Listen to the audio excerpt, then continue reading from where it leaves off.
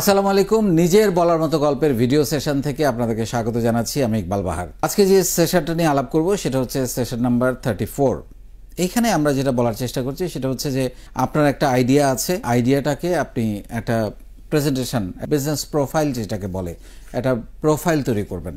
কারণ এই প্রোফাইলটা আপনাকে বিভিন্ন ভেঞ্চার কোম্পানিতে হোক, বিভিন্ন ফান্ডের জন্য হোক, ব্যাংকে হোক বা কোনো ইনভেস্টারকে হোক, আপনাকে তো দিতে হবে, একটা পেপারস দিতে হবে, একটা ফাইল দিতে হবে। আপনার একটা ফাইল তৈরি করে আপনাকে দিতে হবে যে এই হচ্ছে আমার টোটাল কোম্পানির প্রজেক্ট প্রোফাইল। এখন প্রশ্ন হলো এই প্রোফাইল আপনি কীভাবে তৈরি করবেন, সেটা নিয়ে মূলত আজকে আমরা আলাপ করব। এই প্রোফাইল তৈরি করার জন্য আপনাকে কতগুলো জিনিস মাথার মধ্যে নিতে হবে, যে প্রোফাইলে কি কি থাকবে, কি কি জিনিস আপনি ইনক্লুড করবেন। একটা প্রজেক্ট প্রোফাইল যখন তৈরি করতে হয় তখন প্রথমে কি লাগে, একটা সুন্দর নাম নির্বাচন করতে হবে। যেই আইডিয়াটা নিয়ে কাজ করতে যাচ্ছেন সেই আইডিয়াটা বা সেই প্রতিষ্ঠানটার নামটা কি হবে।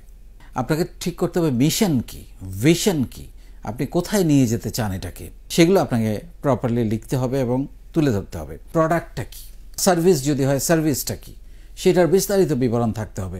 এবং আপনাকে একটা মার্কেট অ্যানালাইসিস করতে হবে। যদি প্রোডাক্টটা নতুন হয়, এই প্রোডাক্টটা কেন মানুষ ব্যবহার করবে, কোন শ্রেণীর মানুষ ব্যবহার করবে, কি বড়লোক করবে, গরিবরা করবে, না মধ্যবিত্ত করবে, না নিম্ন মধ্যবিত্তরা করবে, মার্কেট সেগমেন্টটা কী হবে, কোন অঞ্চলের মানুষ এটা ব্যবহার করবে, সেইখানে এই লোকগুলোর জীবনযাপনের স্ট্যাটাস কি, টোটাল জিনিসটা আপনার কিন্তু শ্রেণী বিন্যাস করতে হবে। এবং এটা যদি অলরেডি ব্যবহার বাংলাদেশে হচ্ছে এরকম কোনো কোম্পানি হয় বা কোনো আইডিয়া হয়, তাহলে আপনারটা কেন মানুষ ব্যবহার করবে, কি এক্সট্রা আপনি দিচ্ছেন, কি অতিরিক্ত সুবিধা আপনি দিচ্ছেন, সেটা আপনাকে প্রপারলি বলতে হবে।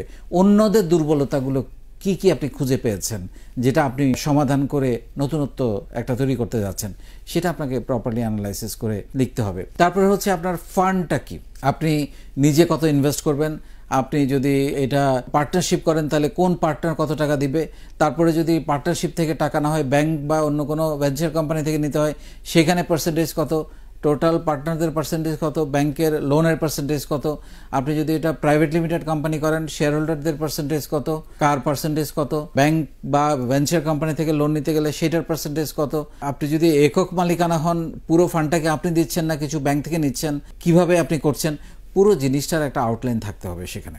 ব্যাংক থেকে টাকা নেওয়া বা ভেঞ্চার কোম্পানি থেকে টাকা নেওয়া মানে হচ্ছে যে কস্ট অফ ফান্ড, আপনাকে এটার একটা ফান্ডের খরচ আছে, ইন্টারেস্ট আছে, সেটা আপনাকে বিবেচনা করতে হবে। ব্রেক ইভেন পয়েন্টটা কখন হবে সেটা আপনাকে বের করতে হবে। কোম্পানি একদম অপারেশনে যাওয়ার আগ পর্যন্ত যে খরচটা হয় সেই খরচটা আপনি কিভাবে বিয়ার করবেন সেটা আপনাকে তুলে ধরতে হবে। ওয়ার্কিং ক্যাপিটালটা কত টাকা লাগবে, ওয়ার্কিং ক্যাপিটালটা তো আমরা জানি, যতক্ষণ পর্যন্ত আপনার রেভিনিউ থেকে এক্সপেন্ডিচার মিট আপ না হচ্ছে, মানে যখন রেভিনিউ থেকে এক্সপেন্ডিচার মিট আপ হয় ওই পয়েন্টটাকে বলে ব্রেক ইভেন পয়েন্ট।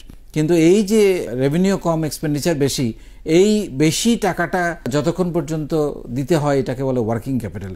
এই ওয়ার্কিং ক্যাপিটালটা কত সেই হিসাবটা, এবং কোথায় গিয়ে ওয়ার্কিং ক্যাপিটালটা দেয়া বন্ধ হবে সেটাও কিন্তু আপনাকে প্রপারলি প্রজেক্ট প্রোফাইলে তুলে ধরতে হবে। এবং বিভিন্ন রকমের ছবি দিয়ে, অ্যানালাইসিস দিয়ে, গ্রাফ দিয়ে আপনাকে পুরো জিনিসটা বুঝিয়ে বলতে হবে টোটাল জিনিসটা। তারপরে হচ্ছে আপনি যে প্রোডাক্টটা তৈরি করতে যাচ্ছেন সেই প্রোডাক্টটার দাম কত হবে, সেই প্রোডাক্টটা যদি বাজারে থেকে থাকে তাদের দাম কত, আপনারটা কত, তাদের থেকে যদি কম করেন কেন কম, তাদের থেকে যদি বেশি দাম হয় আপনারটা কেন বেশি, এইগুলোর টোটাল অ্যানালাইসিস আপনাকে থাকতে হবে সেখানে।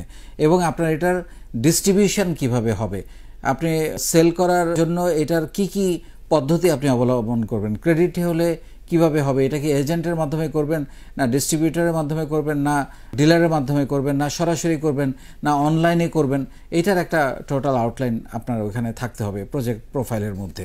তারপরে আপনার হচ্ছে যে হিউম্যান রিসোর্স কি হবে, এই টোটাল জিনিসটার মধ্যে লোক সংখ্যা কতজন লাগবে, তাদের স্যালারি কি হবে, কার কত বেতন হবে, কবে কবে কোন মাস পর পর কতজন এমপ্লয়ি যোগ হবে, এবং সেইটা কিভাবে ব্যয়টা করা হবে সেটা আপনাকে থাকতে হবে। রিটার্ন অন ইনভেস্টমেন্টটা কি, আরওআইটা কি, সে আপনি 10 লাখ টাকা ইনভেস্ট করলেন, এই 10 লাখ টাকা কত মাস পরে কত বছর পরে আপনার রিটার্ন আসবে, সেটার একটা রেশিও অ্যানালাইসিস আপনাকে করতে হবে। সো এই টোটাল জিনিসটা একেবারে, ইভেন আমি বলবো যে এটা এত সহজভাবেও করা যায় যে এটার জন্য আপনার একেবারে বিবিএ এমবিএ পড়া থাকতে হবে আমি মনে করি তা না। এক পৃষ্ঠার মধ্যে এরকম একটা জিনিস কিন্তু চাইলে করা যায়, আবার আপনি চাইলে 25-30 বা 100 পৃষ্ঠা বা 1000 পৃষ্ঠার মধ্যেও করতে পারেন, যেটার জন্য ডিমান্ড যেটা আপনি এক পৃষ্ঠার জন্য করতে পারেন, আপনার একটা পার্টনারের জন্য যাকে আপনি মুখে বুঝাবেন বা একটা ছোট করে পেপার দিবেন।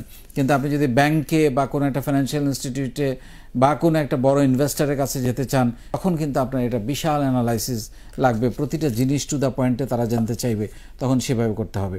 তো এই টোটাল জিনিসগুলো যদি আপনার এই স্ট্রাকচারের মধ্যে থাকে, এবং ফাইন্যান্সিয়ালটা খুব ইম্পর্ট্যান্ট, আপনার অ্যাসেট কত টাকার অ্যাসেট লাগবে, আপনার অ্যাসেট লায়াবিলিটি স্টেটমেন্ট তৈরি করতে হবে, প্রফিট অ্যান্ড লস ফোরকাস্ট 3 বছরের প্রফিট অ্যান্ড লস ফোরকাস্ট করতে হবে, আপনাকে বাজেট প্ল্যান করতে হবে, এবং সেটা হয়তো এমনভাবে করতে হবে যেটা বাস্তবতার কিছু কাছাকাছি হলেও থাকে। মানে আন্তাজি একটা করে দিলাম, এটা তো বিশ্বাসযোগ্য হবে না। আপনি দেখালেন যে অনেক টাকা প্রফিট হবে, কিন্তু আলটিমেটলি যে কেউ দেখলে বুঝবে যে এই ধরনের একটা জিনিসের আউটপুট কি হতে পারে। সো এই টোটাল জিনিসটা যখন আপনি মাথায় রেখে পুরো প্রজেক্ট প্রোফাইলটা তৈরি করবেন, এবং সেটা আপনি ফান্ডের জন্য বা লোনের জন্য বা ইনভেস্টমেন্টের জন্য আপনি প্লেস করতে পারেন আপনার বিভিন্ন ভেঞ্চার কোম্পানির কাছে, পার্টনারের কাছে, ইনভেস্টরের কাছে, ব্যাংকের কাছে। এইটার উপর ডিপেন্ড করে কত সুন্দর করে আপনি এটা তৈরি করেছেন, সেটার উপর ডিপেন্ড করে আপনি এই লোনটা বা এই ফান্ডটা পাবেন কিনা। সো এইটা তৈরি করাটা it's a part of your total project, total journey. কারণ একজন উদ্যোক্তা হিসেবে আপনাকে এটা তৈরি করা জানতে হবে ডেফিনেটলি, আদারওয়াইজ আপনি এটা প্রেজেন্ট করবেন কিভাবে। আগের ভিডিওতে বলেছি যে এটা কিভাবে প্রেজেন্ট করবেন, এখন একদম বিস্তারিত বলার চেষ্টা করলাম যে প্রজেক্ট প্রোফাইলটা তৈরি করার জন্য কি কি জিনিস এখানে থাকা দরকার। ডেফিনেটলি এইভাবে যদি আপনি করেন, আপনার স্বপ্নের প্রজেক্টের জন্য ফান্ড নিশ্চয়ই কেউ না কেউ নিয়ে বসে আছে। অনেক ধন্যবাদ।